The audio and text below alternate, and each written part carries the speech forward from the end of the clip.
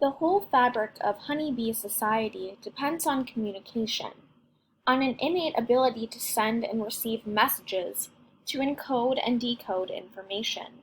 The honeybee. Chapter 9. July 28th was a day for the record books. I look back on it, and what comes to me are people going over Niagara Falls in barrels.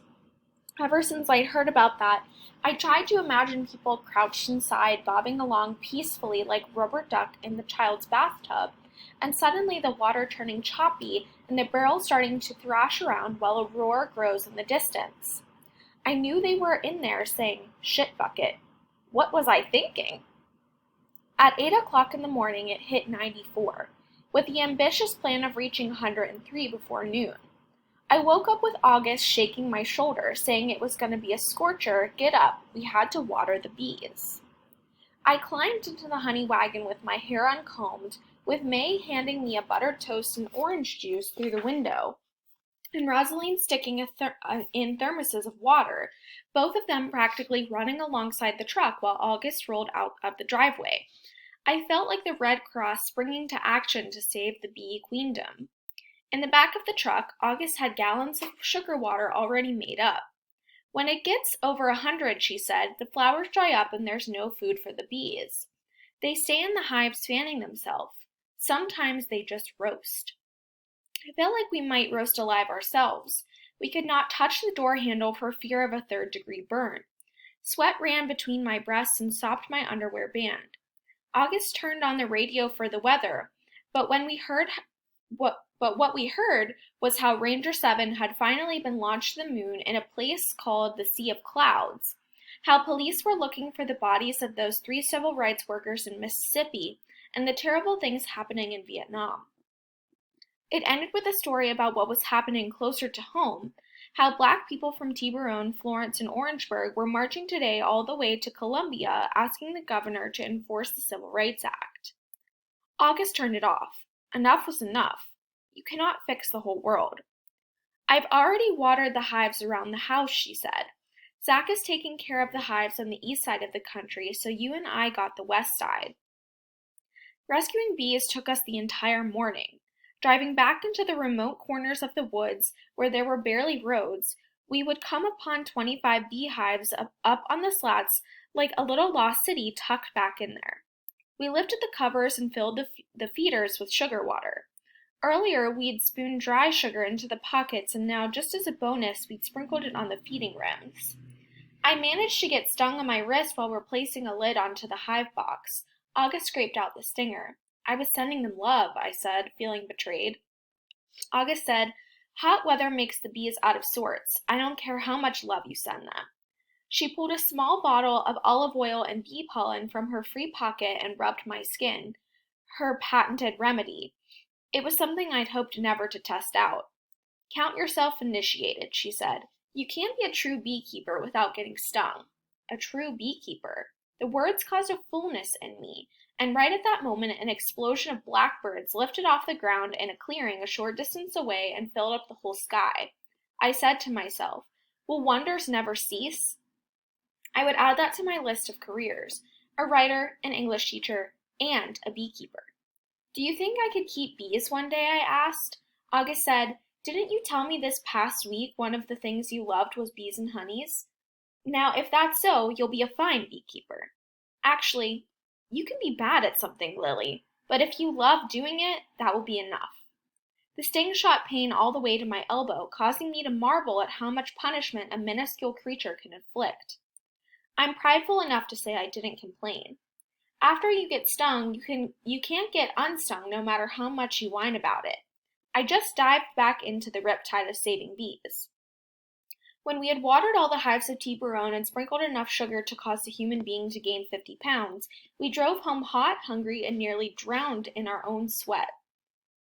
Pulling into the driveway, we found Rosaline and May sipping sweet tea on the back porch. May said she left our lunches in the refrigerator, cold pork chop sandwiches and slaw.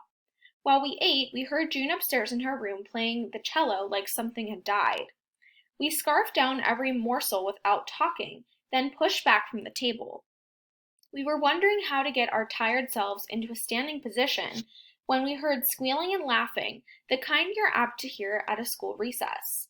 August and I dragged ourselves to the porch to see, and there were May and Rosaline running through the water sprinkler barefoot and fully clothed. They had gone berserk. Rosaline's muumuu was sopped and plastered to her body, and May was catching water in the bowl of her dress skirt and tossing it upon her face.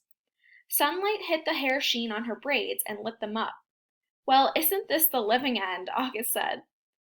When we got out there, Rosaline picked up the sprinkler and aimed it at us. "You come over here and you gonna get wet," she said, and splat, we were hit full in the chest with ice-cold water.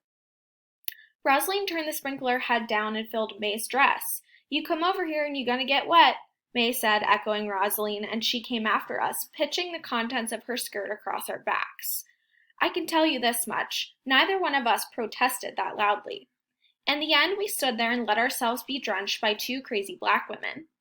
All four of us turned into water nymphs and danced around the cool spray, just the way it must have been when Indians danced circles around blazing fires.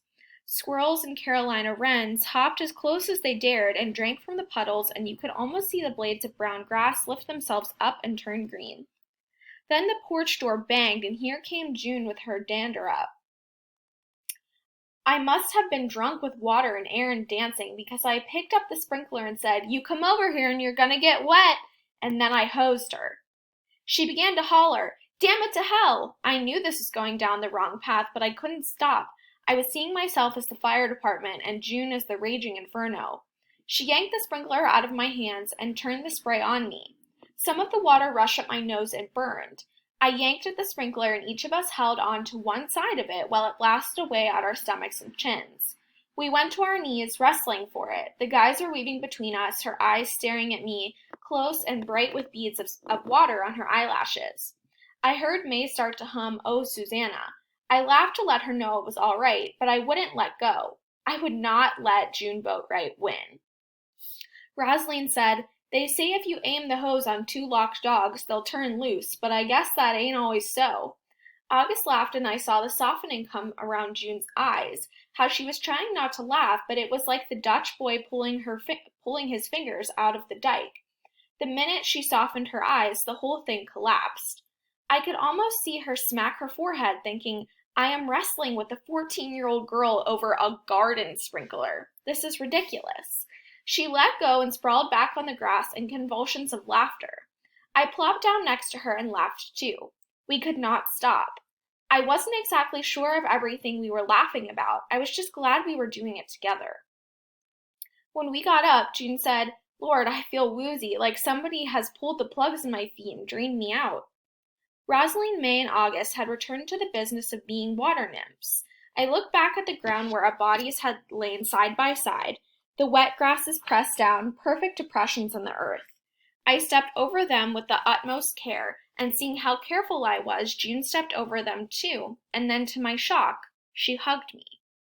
June Boatwright hugged me while our clothes made sweet, squishy sounds up and down our bodies. If the heat goes over 104 degrees in South Carolina, you have to go to bed. It is practically the law. Some people might see it as shiftless behavior, but really, when we're lying down from the heat, we're giving our minds time to browse around for new ideas, wondering at the true aim of life, and generally letting things pop into our heads that need to. In the 6th grade, there was a boy in my class who had a steel plate in his skull and was always complaining how test answers could never get through to him. Our teacher would say, "Give me a break." In a way, though, the boy was right.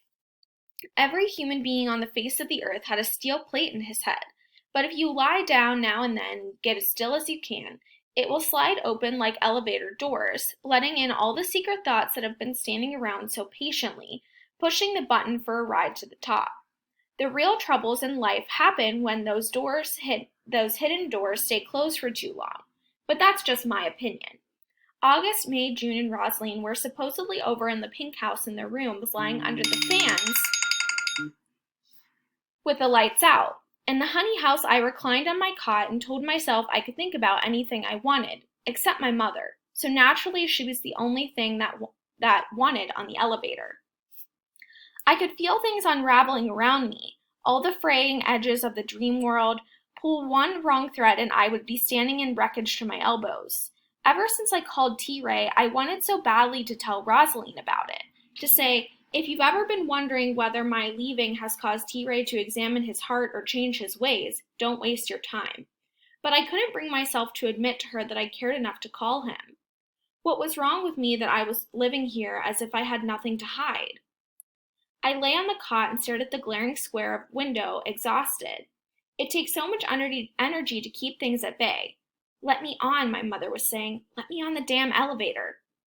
Well, fine. I pulled out my bag and examined my mother's picture.